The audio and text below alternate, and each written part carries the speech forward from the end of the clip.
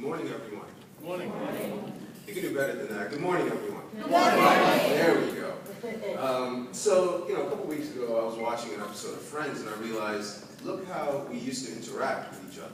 There's no cell phones. People were actually drinking coffee, talking to each other, and that's how we used to interact. If you look at today, we're all occupied, right?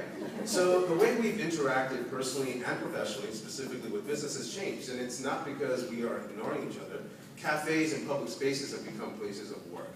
And bridging both work and personal is what we've been trying to change with Collective Ventures. My name is Brian Jacob. I'm the founder and owner of Collective Ventures. It's been a project in the works for about 4 years. 2 years ago, we broke ground, and we grand opened on 4/20 this year. Our 7,000 square foot space is in Fort Lauderdale, and 5,000 is a business center, and 2,000 is a co-working environment.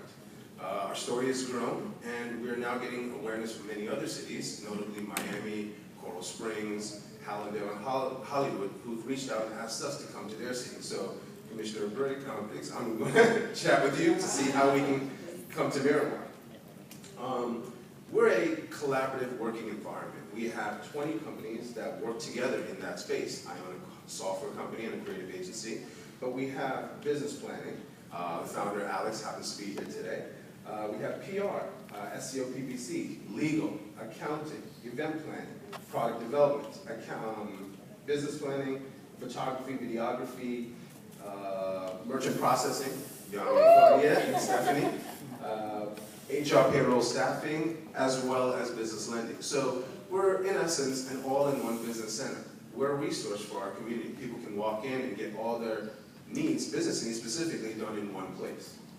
And the beauty about this is there's only one of each of these services in each of these locations. So now we get to work collaboratively, not competitively, which at the end of the day helps our customers, right? We're not all vying for the attention in a traditional co-working environment. Next, we've reshaped what co-working is. Our space allows you to silo yourself and work like those other cafes, or you get to engage with the public. And we host a decent amount of events in public, and startup-based events so that our audience gets something out of it. Startups specifically, we've hosted tech stars, and we inspire people to build their business with us. Each of our locations will invest about $5 million into 100 startups right here in the cities that we're in. The goal is we need to bring that startup environment and culture into the cities that we're in, right? More and more of our folks want to build things, but they also don't know where those resources are. Lastly, we host a lot of cultural and community events. There's art shows, music events, we do live talks, we have a raw storytelling where it's an open mic kind of event where people get to share their stories. So we bridge the gap between the community, the arts, and our environment. The reason this is needed is business is changing, right? As the image shows, work is no longer a place. We can effectively have an idea, work with a couple collaborators, have a marketing team, and then build $1 million company from a seat in a cafe, right? Or while vacationing overseas. So much of how we do things has changed. And part of that is because of globalization and multi-vendor solutions.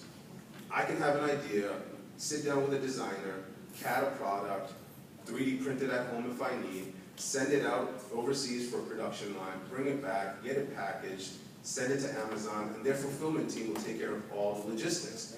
I can do this as a one-man shop just working with a couple other vendors. That is changing how we look at business. And this is very important because as entrepreneurs, as business leaders, you guys need to come up with ideas that are going to have more of a profound impact on people, on humanity. People, customers specifically, want products that are indispensable, that will change how we work and interact with each other. So as you guys come up with those ideas, it's going to be important that it happens in the next 10 to 20 years, specifically because automation and AI is coming. The next 10 to 20 years, I mean, it's already happening that certain levels of automation and AI are changing how we interact. But the biggest changes are going to start being seen in the next 10 to 20 years. You'll notice that with driving, right?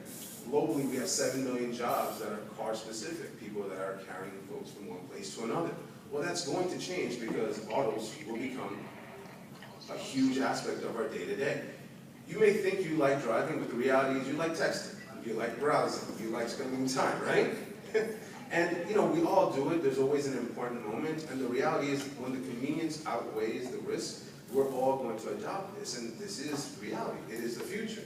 Same thing with other services like research, right? Computers, they're not going to fall asleep. They're not going to need coffee. They don't need smoke breaks. So professions that are all about data crunching, computers are going to do it much faster, and it's going to help us in other aspects. Same thing also with the creative jobs. We have computers drawing, writing code. There's computers that are making music, and you listen to it, and you don't realize computers are doing this. So a lot of things are changing. So how we work is changing, who we work with is changing, but one of the things that hasn't changed much is how we sell our product and get in front of our customers, right? So there is no more if you build it, they will come. You have to build it and tell the world. So I'm going to talk a little bit about what we can do now to help build businesses and get our products sold. First, do you believe in what you sell? If you don't believe in it, you lose authenticity. Can you convince your kids or your parents they need this? Would you pitch this product to your grandmother? If you wouldn't, it's hard to say that you're going to have mass adoption. Next, is it worth selling? Have you figured out what the market size is? How many people actually have this problem? Do 100 people have this problem or 1 million people have this problem? Because you're going to have to price this accordingly. Have you asked potential customers what they think? Spend time to build a business plan because it's so much more worth it to waste a little bit of money and not do this business than to waste a lot of heartache doing something that will fail.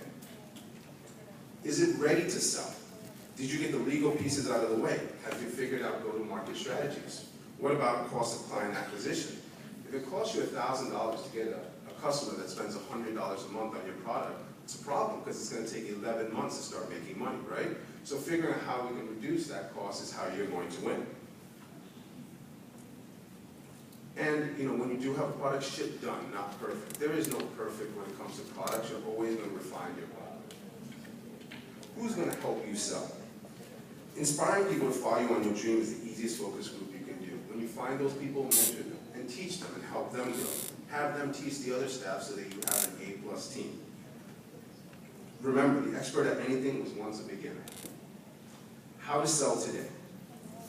The best way to sell today is first have a website, right? People need to look you up and figure out what your story is. 2, figure out proper content and strategy. People need to read about it. People buy with feeling, not because they research things, right? If you make me feel, I'll create an action. 3, social trust is important. People don't just buy things because of commercials anymore. People buy because of the social trust you create. And last but not least, SEO. If you don't show up when your customer's looking for you, you're not going to get hired, right? I need a plumber, I Google plumber, you show up, I will hire you. So take, a lot of interest in making those 4 things work for you. The future is changing, but we can make it all happen.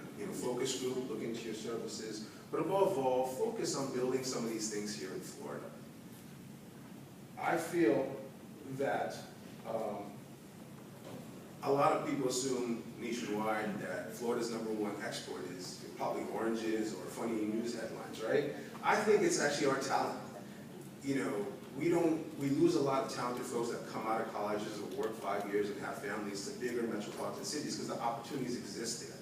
But we can make these opportunities happen here. If we focus on technology and innovation and work with cities that are helping us build our businesses here, we can make it happen here. And that's very important that we talk to our community and our leaders to enforce that. We have big companies like Magic Leap and JetSmarter that have created some buzz. Amazon is actually thinking about coming here, but we need to do more. I think if the future of business is changing, we have to change alongside that so that we ensure our future generations have businesses to work in, and the future here is as bright as Florida is. Thank you.